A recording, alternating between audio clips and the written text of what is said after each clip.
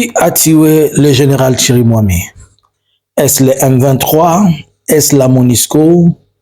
Est-ce la FRDC? Point d'interrogation. Bonjour, bonsoir. Je vous salue de partout où vous êtes en train de me suivre.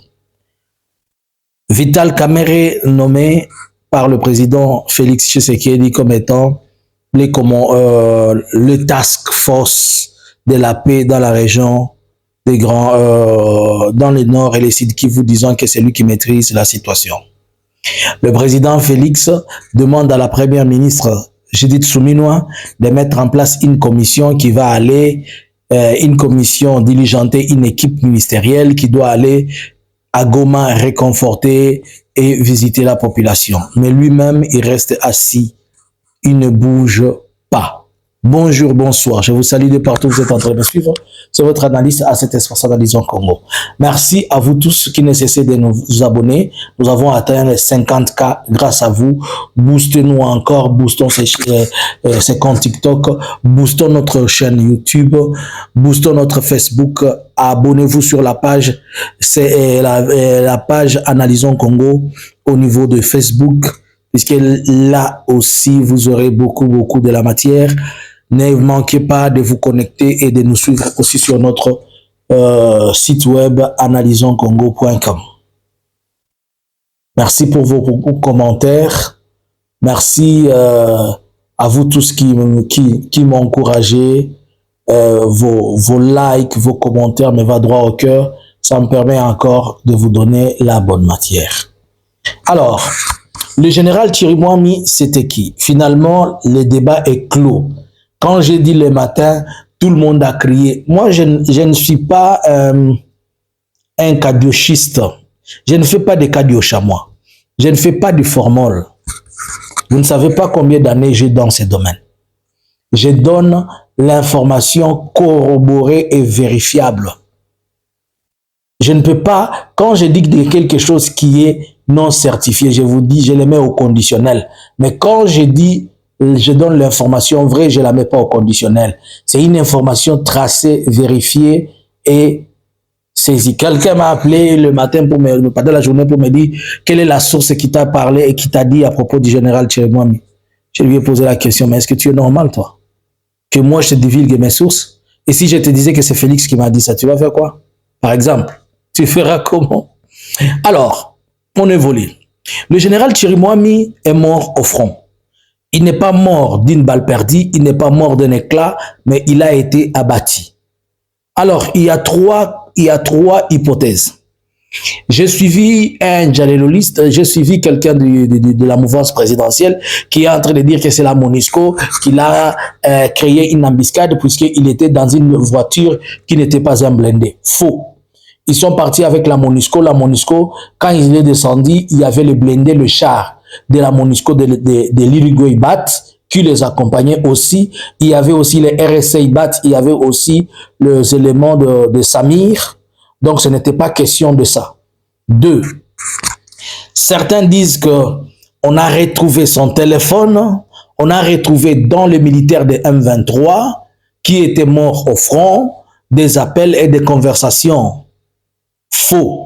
Pourquoi je vais vous dire ça? On dit qu'ils ont retrouvé dans les corps des militaires M23. Je vais vous dire que c'est faux. Je vais vous dire pourquoi. Pour ceux qui savent le système et la manière dont les M23 font la guerre, ils peuvent laisser, ça arrive. Mais dans un front comme ça, vous n'avez jamais entendu dire que quand ils vont au front, ils sont nombreux.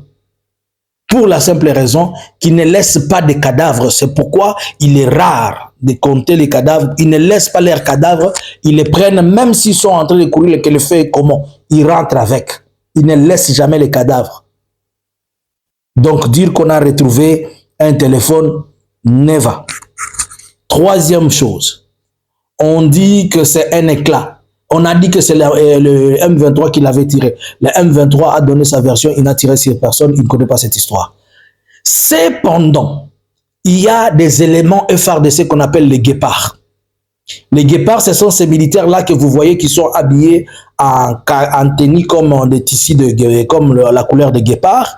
Ils ont, c'est comme en kaki comme ça, comme un tenue de désert, mais pas de désert. C'est un camouflage comme de désert. Ils ont des casques et des helmets. C'est là que vous voyez là. Parmi lesquels, ces héros-là que vous avez vu qu'il était en train de demander son argent. Il est héros. Je respecte et j'honore le courage de ses bien-aimés. Si on peut lui donner, si on peut permettre à ce que Mbongo na ye koma ndenge asengaki. Si tu as perdu l'âme, que ton âme repose en paix. Et que l'âme de tous ceux qui sont tombés au combat repose en paix. Voilà. Alors ces guépards-là, ce sont des guépards qui reçoivent des ordres directement du président, de la présidence, disons. Et ce sont ces guépards-là qui ont soupçonné, qui ont dit que Chirimwami était un espion au profit de M23 et on a tué Chirimwami. Ils ont tiré sur Chirimwami, pas seulement lui-même, mais avec les autres de ses gardes du corps. Lorsque Chirimwami a été tué pendant la journée, lorsqu'on a tiré sur lui, on l'a évacué dans un hôpital de la place de Goma, à l'hôpital Simak. Vérifiez l'hôpital Simak si ça existe à Goma. Je vous donne le nom de l'hôpital où il a été traité.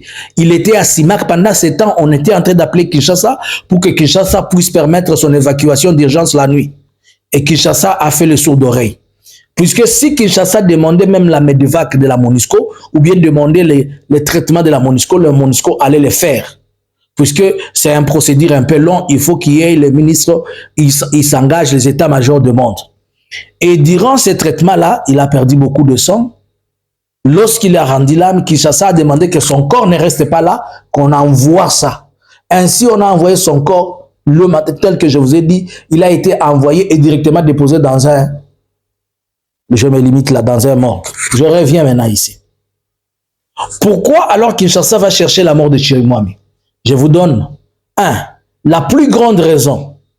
Vous savez que c'est Chirimwami qui a informé à tout le monde qu'il n'a jamais reçu l'ordre d'attaquer au front. C'est hier que seulement les chars, les blindés, les hélicos, ils ont eu l'ordre, puisque Goma était totalement menacé. C'est hier qu'on a ordonné que tous ces engins sortent et que Samir, vous avez vu aussi l'équipement de Samir qui est venu en renfort. Chirimwami vous a toujours dit qu'il n'a jamais reçu l'ordre. Et il reçoit l'ordre de qui? Du président Louis XVI. C'est le président qui dit attaquez ou n'attaquez pas. Ouvrez le feu ou n'ouvrez pas le feu. Chirimwami l'a dit, il n'a jamais reçu l'ordre de la présidence, ou bien de sa hiérarchie, ou bien du président, pour lui permettre d'attaquer. Et que la décision revient à une seule personne, au président. Alors, depuis cette information-là, c'est une information nuisible pour le président. Segundo, le président, il est en grand trafic de minerais dans la partie est, dans la partie de Goma, et à Goma.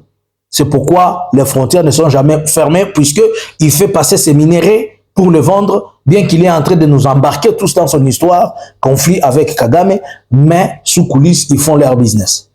Et d'autres détails que Chirimwami possédait. Chirimwami est devenu gênant dans ce qui se passe. Chirimwami est devenu un élément nuisible dans la situation. Je ne dis pas qu'il est pur, je ne dis pas qu'il est sain. Ainsi donc, il fallait pas m'offagnésia. Alors, on nomme Vital Kamerhe pour aller être le task force des opérations, de tout le pro-parler, je ne sais pas, machin.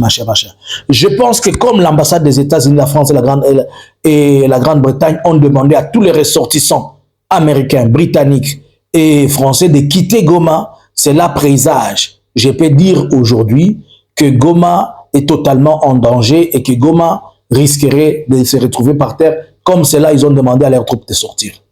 Ainsi donc, le président, dans la réunion qu'il a tenue aujourd'hui, les gens s'imaginaient et les gens pensaient que le président allait sortir avec une idée ou quelque chose. On pensait même que le président, il y avait déjà des analyses qui disaient que le président va déclarer un état de siège, non, un état de guerre contre le Rwanda, chose impossible, il ne peut pas le déclarer puisqu'il n'a ni le moyen, ni les compétences, ni les qualités. Il lui faut des troupes, il lui faut de l'argent, il lui faut des munitions, il faut une armée équipée, alors que lui-même a déchiré l'armée.